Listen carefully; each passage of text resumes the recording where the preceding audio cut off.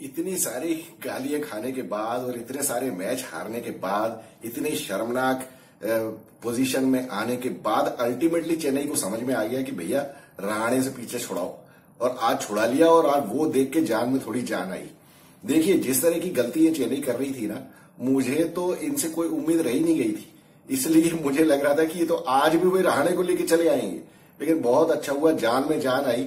देखिए, मैच हारे चेन्नई या जीते उससे कोई लेना देना नहीं है, लेकिन कम से कम गेम तो ढंग से खेलो यार, टीम तो ढंग की सिलेक्ट करो। अल्टीमेटली आज इन्होंने वही किया, और टॉस भले हार गया, ऋतुराज गायकवाड़ वापस आ गया लाइन पे और कह रहा है कि मैं तो टॉस हार गया तो मैं ज्यादा अच्छा था, जब मैं मैच जीत गया था, टॉस जीतने के बाद तो मैं मैच हार गया पिछला जीटी से। तो हालांकि जीटी से वो बहुत खराब मैच हारे ये लोग, इसमें कोई डाउट नहीं है। आज लेकिन जब ये शुरुआत हुई, विकेट इन्होंने ऐसा बनाया, मुझे लग रहा था कि इनमें ये ऋतुराज गायकवाड़ में गौतम गंभीर की आत्मा आ गई। जैसे वो एलएसजी में वो थकी हुई विकेट बनाता था ना, बिल्कुल वैसी विकेट आज बना के रख दी इन्होंने।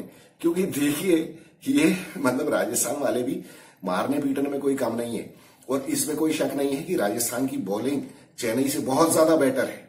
तो इस वजह से इनके पास यही चांस था। ये देखिए, यही टेक्टिकल जो सुपीरियरिटी है ना चेन्नई की, ये इन लोगों को ना थोड़ा सा एज देती, थोड़ा क्या काफी एज देती है। क्योंकि आपको ये समझना चाहिए कि अगर आपने बैटिंग फ्रेंडली विकेट दे दिया तो फिर मामला आ जाता है बॉलिंग के ऊपर, क्योंकि बैटिंग तो सभी कर लेते हैं। अगर मान लीजिए बैटिंग फ्रेंडली विकेट हो, ये कोई भी टीम पहले बैटिंग करके 240 रन बना दे, तो बाद में जब डिफेंड करने आएंगे तो बॉलिंग किसकी अच्छी है, वो टीम मैच जीतेगी ना। और डेफिनेटली राजस्थान की बॉलिंग ज्यादा अच्छी है, चेन्नई से तो बहुत अच्छी है। चेन्नई के तो कितने तो वो चले गए बॉलर, फिर उसके बाद अनफिट हो गए, और बाकी जो रहे सहे हैं तो वो उसमें तो शार्दुल ठाकुर जैसे तो बॉलर हैं जिनका रिकॉर्ड है कि पहली बॉल पे चौका खाते हैं वो। और मतलब आज देखिए, शार्दुल ठाकुर को तो 19वां ओवर शार्दुल ठाकुर को फेंकना पड़ा। तो ये तो हालत है चेन्नई की। तो इस वजह से इन लोगों को तो ये चाहिए था कि विकेट बिल्कुल थका हुआ बनाए, जिससे कि सामने वाली टीम स्कोर ही ना कर सके, और फिर देख लेंगे बाद में जो होगा देखा जाएगा। अब वो किस्मत की बात है कि बैटिंग पहले आती है बाद में। लेकिन आज जब बैटिंग राजस्थान ने पहले की तो उन्होंने बहुत बड़ी गलती कर दी, क्योंकि जब समझ में आ गया था आपको कि ये बॉल बल्ले पे नहीं आ रही है, तो आपको फिर सोचना चाहिए कि सबसे ज्यादा अच्छा मौका आपके पास तभी है जब आप शुरू के पावर प्ले में, जब बॉल हार्ड है, उस टाइम आप ज्यादा रन स्कोर करने की कोशिश करो।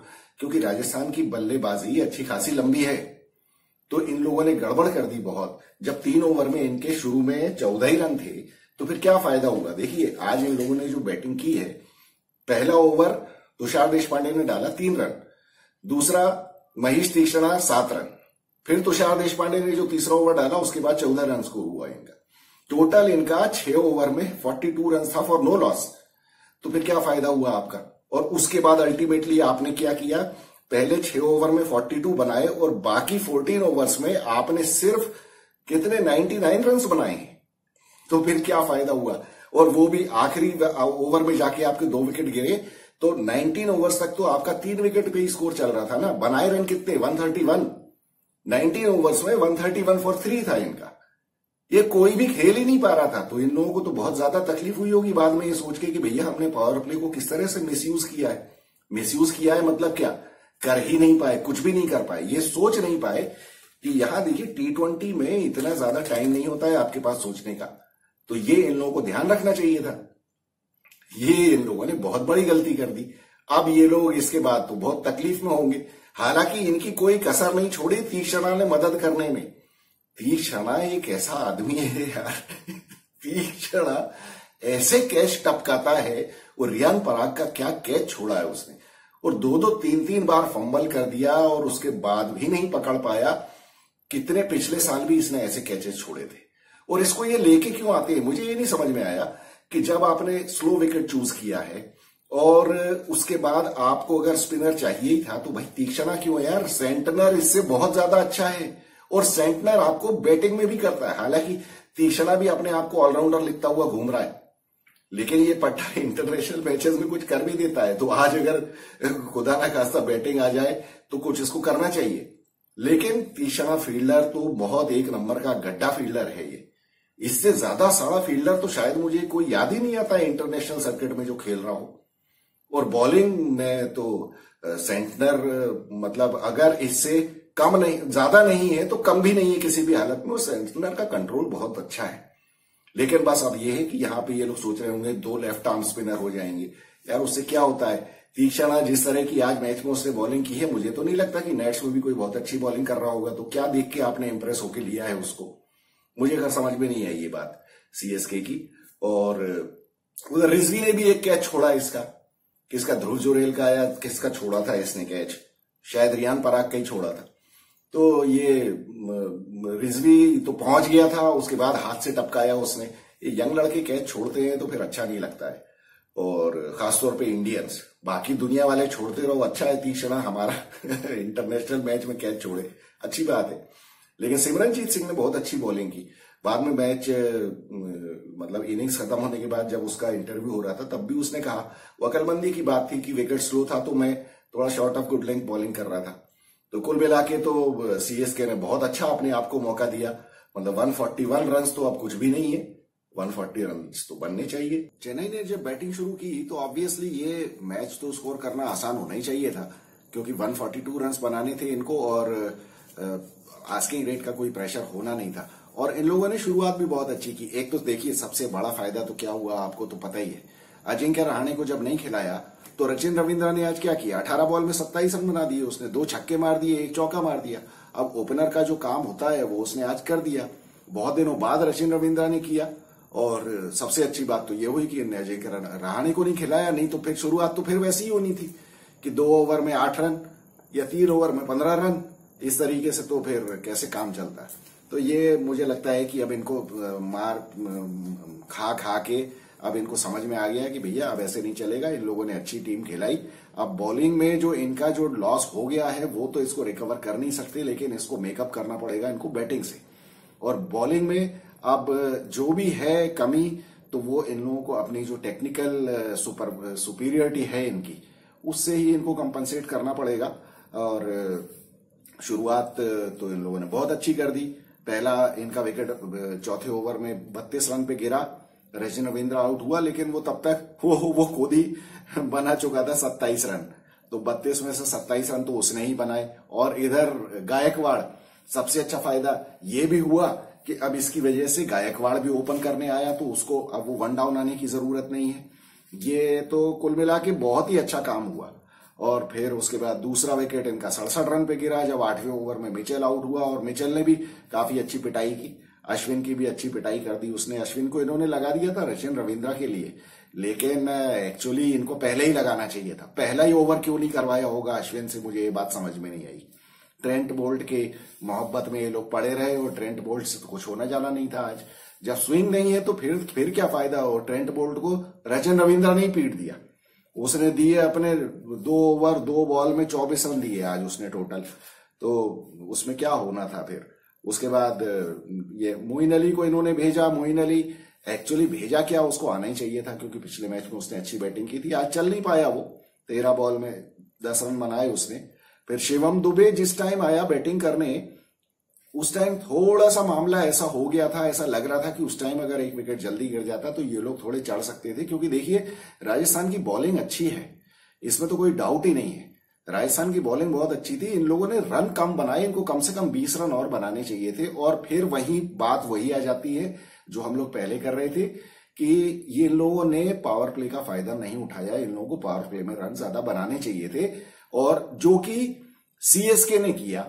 सीएसके ने अच्छी खासी पिटाई कर दी। सीएसके ने देखी अपने 6 ओवर में 56 रन बनाए इन्होंने, और विकेट इनका एक ही गिरा था रचिन रविंद्रा। लेकिन वहां पे डिफरेंस हो गया ना, क्योंकि 6 ओवर में उन्होंने 42 ही बनाए थे, उनका एक भी विकेट नहीं था, लेकिन इन लोगों ने 14 रन ज्यादा बनाए। हालांकि इन्होंने भी कम बनाए, लेकिन ठीक है, अब जैसा भी था, क्योंकि विकेट ऐसा कंड्यूसिव नहीं था बैटिंग के लिए, तो वो उस हिसाब से इन लोगों ने ठीक ठाक ही रन बना लिए। और सबसे बड़ी बात इन लोगों को ये मालूम था, जो कि बाद में अपने गायकवाड़ ने कहा भी कि हमको तो विकेट बचा के रखने थे, और बाद में फिर हम उसको स्कोर कर ही लेते, जितना भी हमें आस्किंग रेट होता। विकेट हाथ में होते हैं तो फिर कोई प्रॉब्लम नहीं है, और फिर इम्पैक्ट प्लेयर के रूल के बाद तो फिर कुछ ज्यादा प्रॉब्लम होती नहीं है। लेकिन कुल मिला के ये लोग ठीक ठाक ही करते चले गए। 8 ओवर में 67 पे मिचेल आउट हुआ। फिर उसके बाद 11वें ओवर में इन लोगों का स्कोर 84 हो गया था। तो मतलब ये ऑलमोस्ट 8 के रेट से चल रहे थे और इनको बनाना तो 7 के ही रेट से था। फिर तो क्या बचना था, फिर तो मैच में कुछ था ही नहीं, इन लोगों ने खत्म कर दिया। बीच में आके शिवम दुबे ने अपने 10 बॉल में 18 रन बना दिए, 11 बॉल में 18 रन बना दिए। लेकिन एक सबसे इम्पोर्टेंट मजेदार बात जो हुई है, जब जडेजा बैटिंग करने आया और जडेजा और गायकवाड़ बैटिंग कर रहे थे, देखिए तो जिस बॉल पे जडेजा रन आउट हुआ है और वो ऑब्स्ट्रक्टिंग द फील्ड आउट हुआ है। अब ये तो देखिए, आप लोगों ने अगर मैच देखा हो या नहीं देखा हो मुझे पता नहीं, लेकिन जडेजा ने वाकई ये तो अनइंटेंशनली गलती की, क्योंकि देखिए ये पहले हुआ करता था।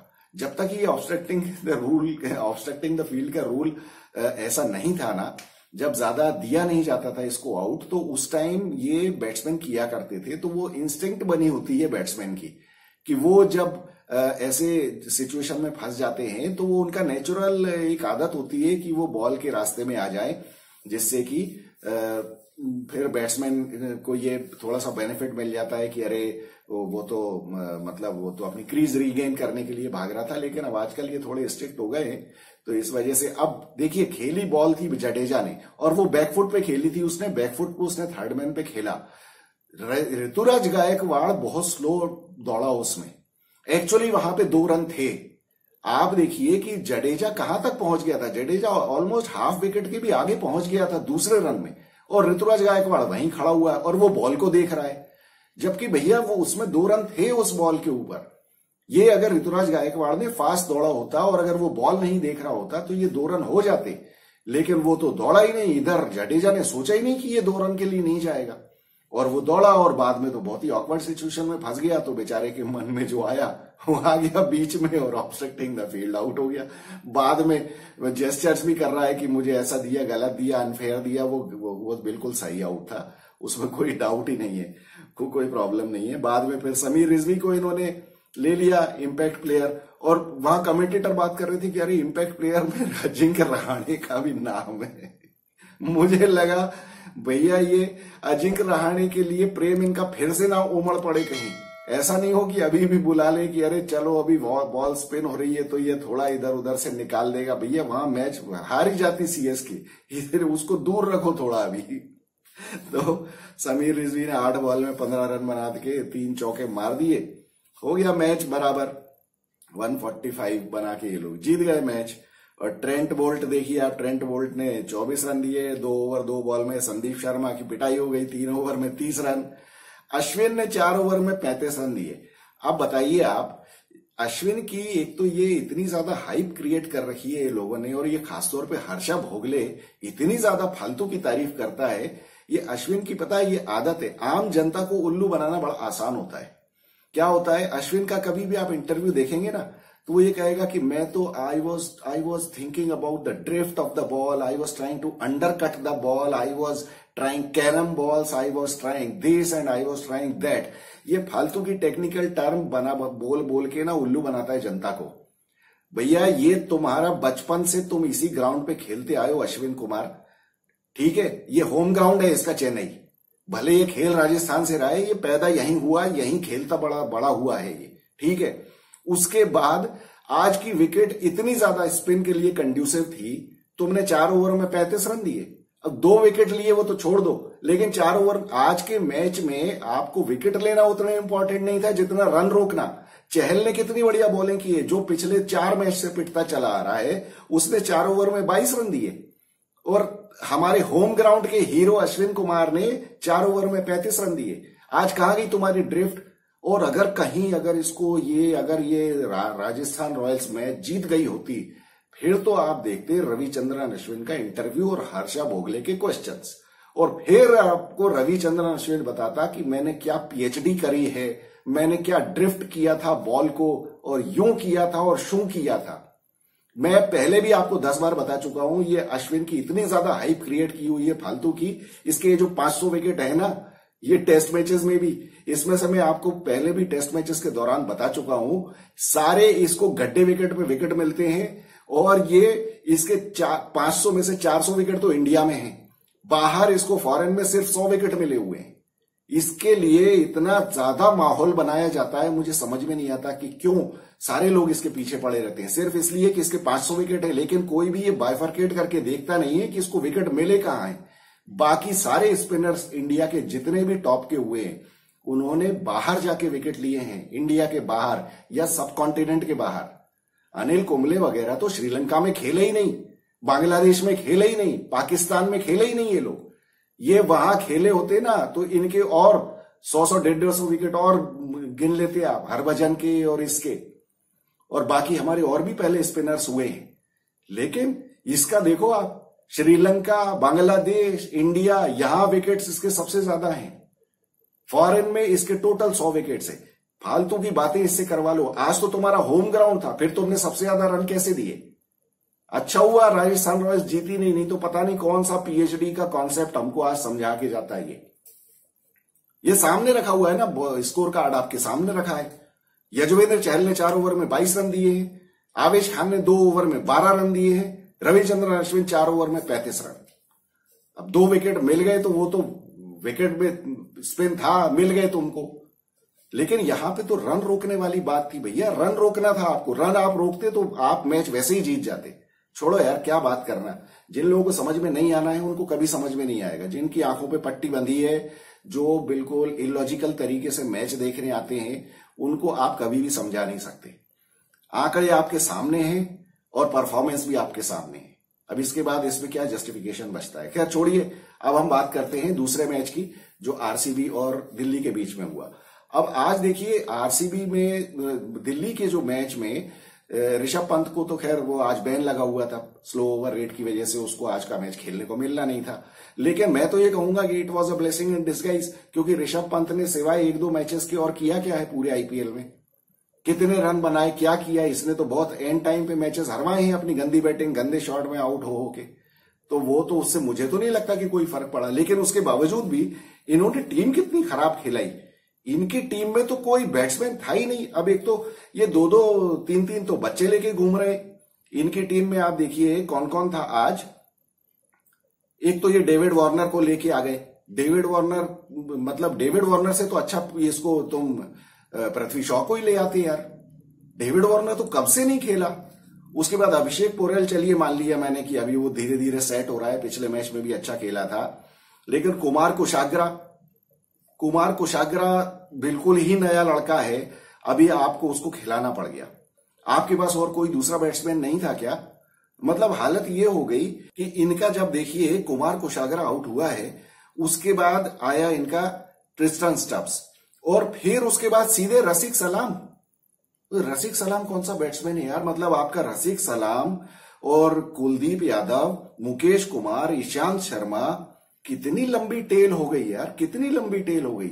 और इसमें से कोई भी बैटिंग नहीं करता है। अब एक मैच में कुलदीप यादव ने 35 रन बना दिए थे, इसका मतलब ये नहीं है कि वो बैट्समैन हो गया है। वो आप कभी भी T20 में आप कुलदीप यादव को ये नहीं समझ सकते कि यार वो कोई बैटिंग कर लेगा। देखिए, बैटिंग की स्टाइल अलग अलग होती है। टेस्ट मैचेस में कुलदीप यादव को मैं मान सकता हूं कि एक यूजफुल बैट्समैन हो सकता है, कुछ हद तक वनडे में मान सकता हूं, लेकिन T20 में नहीं भैया। T20 में आपको छक्के मारने की कैपेबिलिटी होनी चाहिए। उसी आदमी को मैं कहूंगा कि हाँ, ये थोड़ा बहुत बैटिंग कर सकता है। इसी वजह से मैं मोहम्मद सिराज या ये आपका यजुवेंद्र चहल और कुलदीप यादव, ये T20 में किसी काम के नहीं है बैटिंग के लिहाज से, कोई फायदा नहीं है। अब हम बात करें आज, तो देखिए क्या हुआ कि आरसीबी तो ये टॉस हार गई। टॉस जीत लिया दिल्ली ने और इन्होंने कह दिया आरसीबी को, आप बैटिंग करो। अब बैटिंग करने जब चले तो विराट कोहली ने 13 बॉल में 27 रन बना दिए, 3 छक्के मार दिए। और वो तो मुझे ऐसा लग रहा है कि वो अब जब से वो सुनील गावस्कर के साथ उसका झगड़ा, सुनील गावस्कर के साथ क्या झगड़ा हुआ है एक्चुअली, ये पता नहीं कहां से विराट कोहली के दिमाग में ये दिमाग की उपज है, जो जबरदस्ती वो 2-3 मैच पहले वो कमेंट्री, वो मैच प्रेजेंटेशन के दौरान बात कर रहा था कि मेरी स्ट्राइक रेट की बात करते हैं लोग। मुझे तो याद नहीं है, मैं लगातार मैच देखता हूं, मुझे तो नहीं याद है कि किसी ने कभी कहा हो कि विराट कोहली की स्ट्राइक रेट कोई कम है। ये तो मैंने तो कभी सुना नहीं कमेंटेटर्स को कहते हुए। हाँ, एक मैच में जिसमें विल जैक्स ने सेंचुरी मारी थी गुजरात के अगेंस्ट, और उसमें ये विराट कोहली उसके साथ नॉट आउट आया था। उस मैच में 118 की स्ट्राइक रेट थी इसकी, लेकिन वो तो मैच की रिक्वायरमेंट थी। और उस टाइम कमेंटेटर्स ने जस्ट मेंशन किया था कि हाँ भाई विराट कोहली की 118 की स्ट्राइक रेट है और इनको थोड़ा सा फास्ट ये भी खेल सकते थे। हालांकि अब वो डिबेटेबल है कि वो उसको चांस दे रहा था विल जैक्स को, तो मतलब उसमें तो अगर देखिए होता तो हम भी बात करते ना, लेकिन उसमें कोई ऐसा बहुत जबरदस्त कोई मेंशन या क्रिटिसिज्म नहीं किया था लोगों ने। अब मुझे ऐसा लगता है कि विराट कोहली जाके सोशल मीडिया देखता है। अब सोशल मीडिया पे तो कमेंट करने वाले कुछ भी उल्टा सीधा कमेंट करते हैं। देखिए ये जैसे कभी कभी हम लोग भी क्रिटिसाइज करते हैं, लेकिन हम लोग मैच के हिसाब से क्रिटिसाइज करते हैं। ऐसा नहीं है कि कोई पुरानी बात ले आए। देखिए हर मैच में सिचुएशन अलग होती है। अगर उस मैच में विराट कोहली की खराब बैटिंग होती तो हम भी बोलते ना कि खराब है, लेकिन नहीं, वो तो विल जैक्स जब मार रहा है तो आपको क्या जरूरत है मारने की, आपको उसे स्ट्राइक देना है। अब स्ट्राइक देने के लिए आपको सिंगल ही लेना पड़ेगा ना, आप चौका मार के या छक्का मार के तो स्ट्राइक नहीं दे सकते। तो एक आदमी जो फ्लो में खेल रहा है, बेस्ट तरीका ये होता है दूसरा स्ट्राइकर जो है वो सिंगल ले लेके देता जाए। अब ऑब्वियसली जब वो सिंगल लेके सामने वाले को स्ट्राइक देगा तो खुद की तो स्ट्राइक रेट कम हो ही जाएगी ना, लेकिन उस टाइम जरूरत नहीं थी। मैच के हिसाब से होता है। अगर आपको चाहिए 180 की स्ट्राइक रेट और उसके बाद अगर आप 118 की रेट पे खेल के जाओगे तो क्रिटिसिज्म होना जायज है, लेकिन उस मैच में नहीं।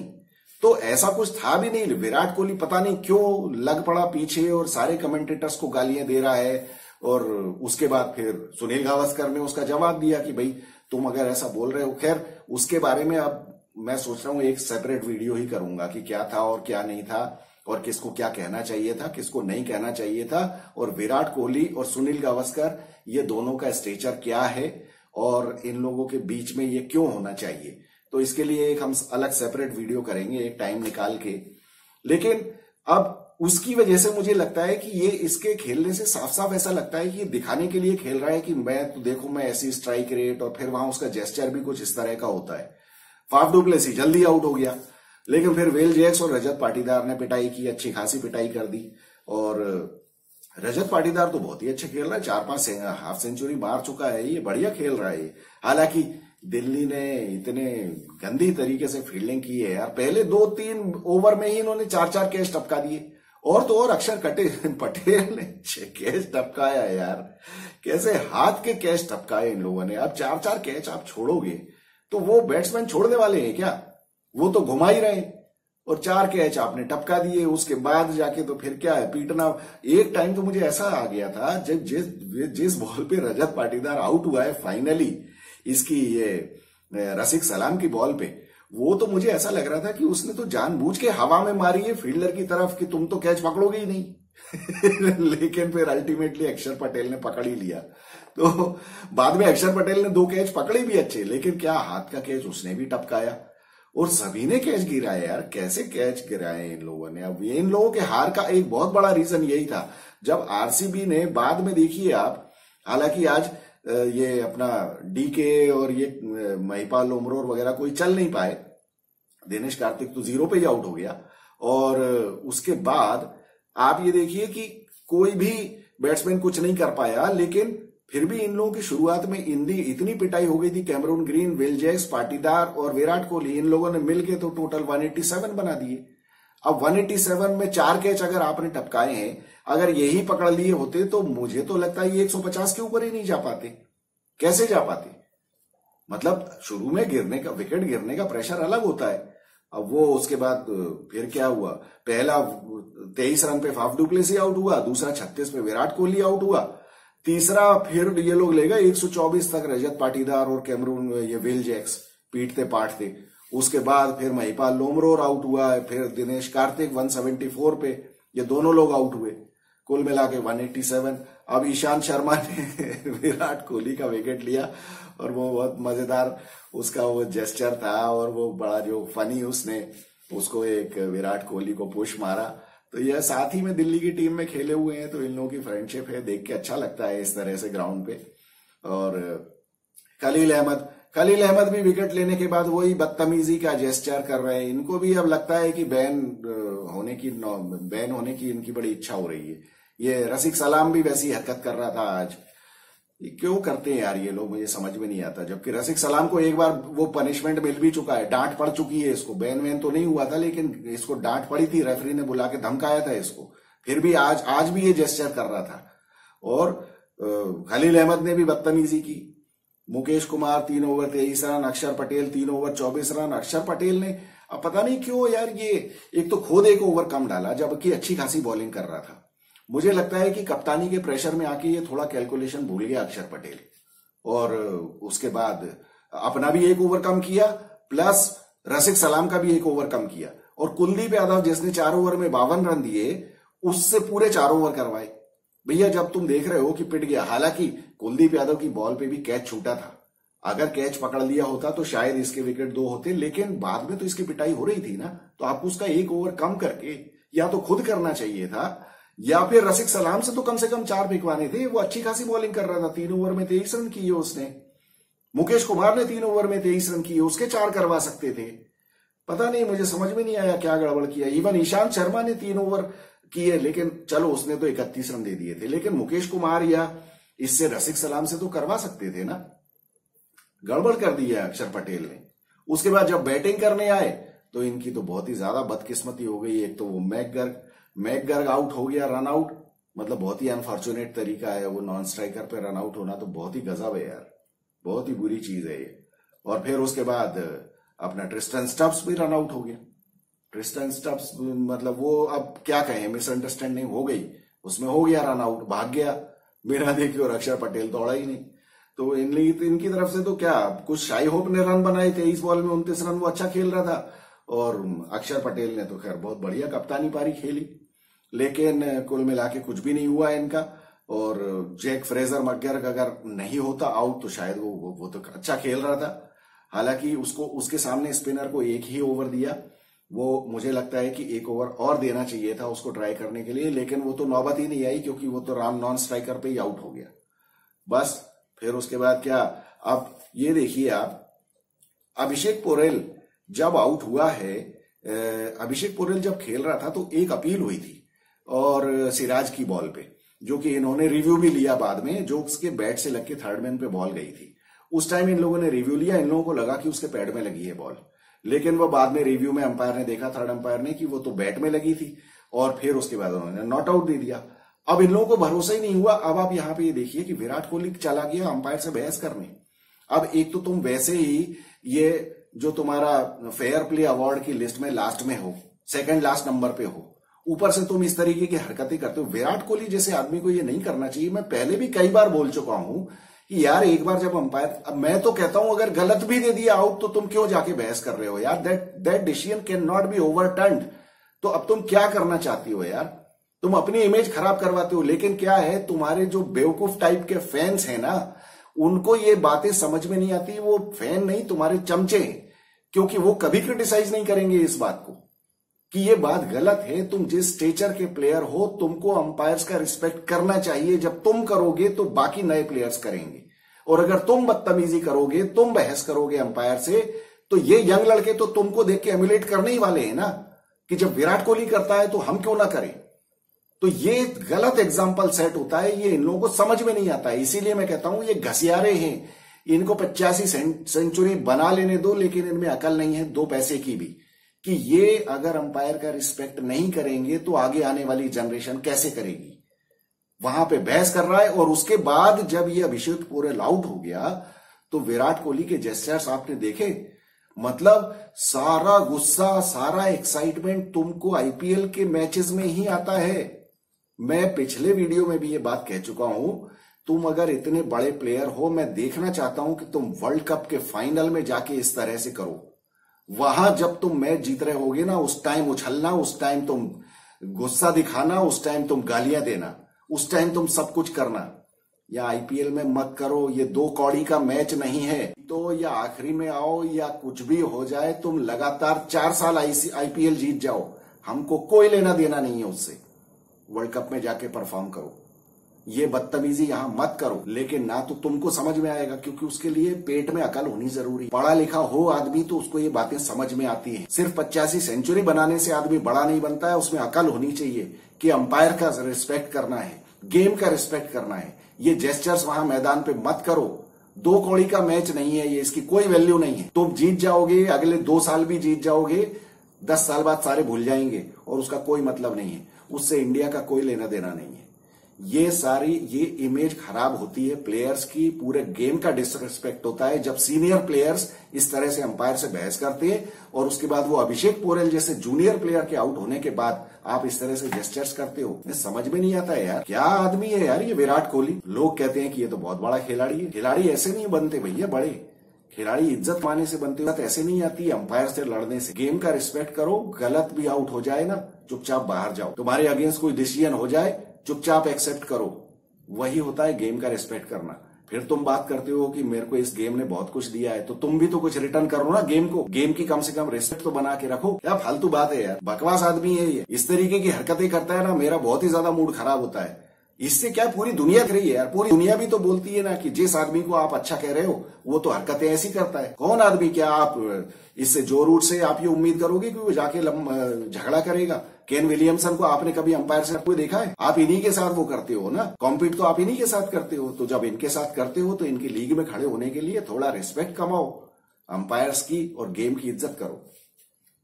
चलो खैर, बाकी तो दिल्ली के पास तो कुछ था ही नहीं। दिल्ली को क्या, अब सिर्फ जहां अक्षर पटेल ही बैटिंग कर रहा है और 2 मेन बैट्समैन आपके रन आउट हो गए, दिल्ली तो हो गई 140 पे पैक।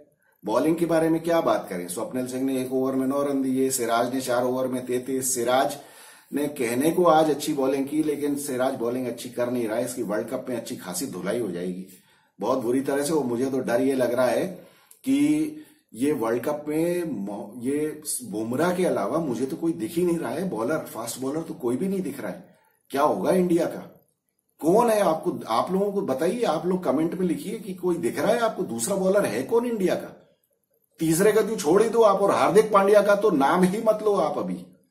क्या परफॉर्मेंस होगी यार। स्पिनर्स तो चलो ठीक है, और अब मुझे तो ये लग रहा है जिस तरह से ये अक्षर पटेल ने इस पूरे आईपीएल में बैटिंग और बॉलिंग दोनों की है, मुझे लगता है he is a must in the Indian team. भैया रन कौन बनाएगा? क्योंकि बाकी टॉप वालों का तो मुझे कोई भरोसा नहीं लग रहा है। टॉप वाले जिस तरह से बैटिंग कर रहे हैं अभी, ये तो बहुत कबाड़ा करने वाले। तो रन भी, जैसे टेस्ट मैचेस में अक्षर पटेल रन भी बनाता है, विकेट भी बना लेता है ना, वैसे ही लगता है मुझे अभी ये T20 वर्ल्ड कप में भी होने वाला है। भैया इसको खिला लेना। जडेजा से रन नहीं बन रहे हैं, वो बॉलिंग ठीक ठाक कर लेता है, लेकिन क्या है वो कभी कभी बॉलिंग बहुत ज्यादा अच्छी कर देता है, इसलिए उसको आप रखो टीम में। लेकिन अक्षर पटेल को तो बॉलिंग बैटिंग दोनों के लिए रखना पड़ेगा। क्या होगा, नहीं तो कौन करेगा? और ऐसा नहीं हो कि ये लोग अभी हम वर्ल्ड कप खेलने जाएं तो इनके दिमाग में वही रह जाए, इंपैक्ट प्लेयर वाला रूल इनके दिमाग में रह जाए कि अरे हमको तो अभी 1 प्लेयर एक्स्ट्रा मिल जाएगा। तो वहां ये आईपीएल की आदत बहुत खराब होती है। ऐसा नहीं हो कि भैया सोचो कि अरे कोई बात नहीं है, तो अभी एक्स्ट्रा प्लेयर बाहर से बुला लेंगे। कोई भरोसा नहीं है, दिमाग में बैठ जाती 2-2.5 महीने खेल खेल के। तो चलिए, हो गया, ये दोनों मैच हो गए आज के। अब पॉइंट्स टेबल अगर हम आप देखें तो पॉइंट्स टेबल में क्या हो गया, पॉइंट्स टेबल में बड़ा मजेदार काम हो गया। आरसीबी तो लगातार 5 मैच जीत गई, इनकी तो लॉटरी लग गई एकदम। बाकी ये है केकेआर वही 18 नंबर और 18 पॉइंट्स। राजस्थान रॉयल्स बेचारी पिछले 3 मैचेस हार के 16 पे ही टिकी हुई है और उसकी नेट रन रेट कम होती चली जा रही है। उनको अब आज तो संजू सैमसन के चेहरे पे टेंशन नजर आ रहा था साफ आफ्टर द मैच प्रेजेंटेशन। वो तो मुझे लग रहा था कि अब उसको समझ में नहीं आ रहा कि हो क्या रहा है, लगातार ही हारते चले जा रहे हैं।